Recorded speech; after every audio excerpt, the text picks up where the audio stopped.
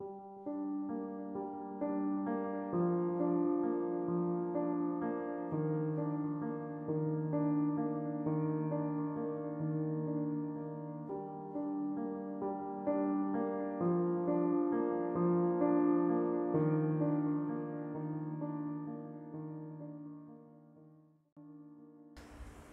Tuhan, kita berjumpa dalam acara Sate B3, saat teduh bersama Bapak-Bapak beriman. Kita akan belajar mengenai perkawinan Yakub dengan Lea, kakak dahulu. Saya percaya Alkitab dan saya cinta Alkitab. Itu sebabnya kita akan membuka Alkitab kita di kitab Kejadian, pasal yang ke-29, ayat 25-26. Demikian bunyi firman Tuhan. Tetapi pada waktu pagi, tampaklah bahwa itu Lea. Lalu berkatalah Yakub kepada Laban, "Apakah yang kau perbuat terhadap aku ini? Bukankah aku mendapat Rahel, aku bekerja padamu? Mengapa engkau menipu aku?" Jawab Laban, "Tidak biasa orang berbuat demikian di tempat kami ini, mengawinkan adiknya lebih dahulu daripada kakaknya." Kawan sehati dalam Tuhan, setelah Yakub sadar bahwa yang dihampirinya semalam adalah Lea dan bukan Rahel, dia merasa ditipu oleh Laban. Bukankah dia sudah bekerja keras untuk Laban selama 7 tahun? Itu untuk mendapatkan Rahel, si muda yang cantik parasnya. Mengapa yang diberikan kepadanya adalah Lea yang tua, yang menurutnya matanya tidak berseri? Ini penipuan. Tapi menurut Laban, ini bukan penipuan. Ini adalah kebiasaan, ini adalah tradisi, ini adalah kebudayaan di kala itu, di tempat itu. Bahwa sebuah pernikahan mesti yang tua dahulu, baru kemudian yang muda. Tidak boleh yang muda mendahului yang tua. Kenyataan ini perlu dicermati.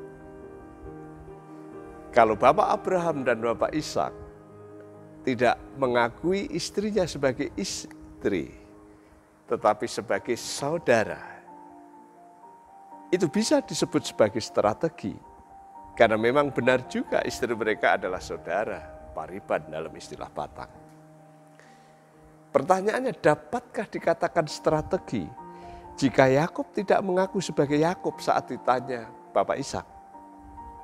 Sebaliknya dia menyamar dan sengaja mengaku sebagai Esau.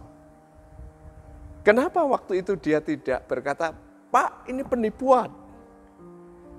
Sementara dalam kasus dengan Laban ini dia protes, ini penipuan. Dapatkah dikatakan kebudayaan saat Laban memberi Lea kepada Yakub, padahal yang diminta Yakub adalah Rahel? Tidak dapatkah Laban berbicara terbuka dan jujur mengenai kebudayaan di sana waktu itu, sebelum Yakub bekerja 7 tahun itu? Poinnya di sini, hati-hati dengan budaya di sekitar kita. Karena bisa dipakai untuk menipu oleh iblis.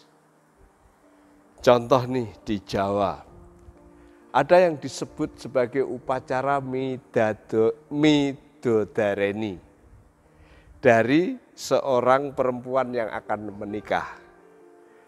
Bahkan orang percaya Yesus pun, orang Kristen pun ada yang melakukan midodareni tersebut. Saat saya bertanya, apa sebenarnya makna yang terkandung dari upacara midodareni ini? Ada yang menjawab, tidak tahu, hanya ikut-ikutan saja, kebiasaannya seperti itu, umumnya seperti itu. Kalau mau jadi pengantin, ya harus ada upacara midodareni. Tapi ada pula yang menjawab, itu budaya Jawa, budaya yang adiluhung dan perlu dipelihara dan dilestarikan. Siapa lagi kalau bukan kita? Tidak ada makna apa-apa di balik upacara tersebut.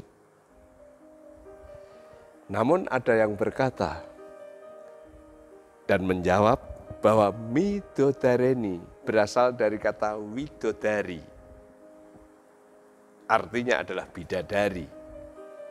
Sehingga acara midodareni artinya bahwa calon pengantin perempuan ketika midodareni harus melakukan ritual-ritual tertentu seperti mandi bunga setaman dengan air dari 7 sumber atau 7 sumur.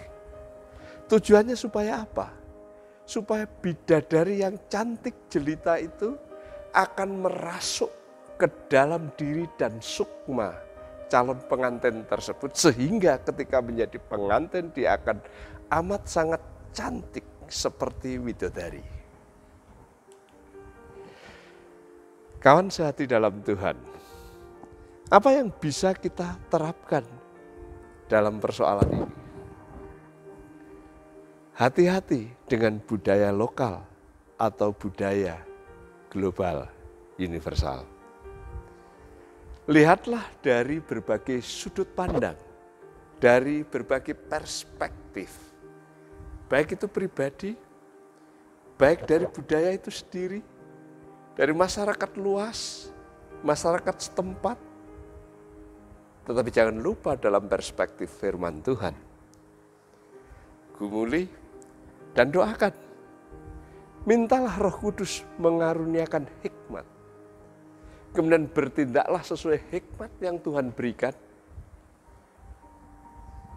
Dan jangan menjadi batu sandungan, tetapi menjadi batu mulia yang berharga, yang mempermuliakan Tuhan. Pasti saudara diberkati. Haleluya. Mari kita berdoa. Tuhan, kami berterima kasih atas kebenaran firman-Mu yang Kau beberkan, dan biarlah ini menjadi santapan rohani yang mengenyangkan rohani dan jiwa kami. Tuhan, buatlah kami tidak sembrono untuk berbicara strategi, budaya, maupun yang berkaitan dengan kebenaran firman Tuhan. Berilah kami hikmat-Mu ya Roh Kudus, sehingga kami bisa melihat cakrawala pandang yang luas. Namun demikian juga kami bisa melihat dengan perspektif kebenaran firman Tuhan.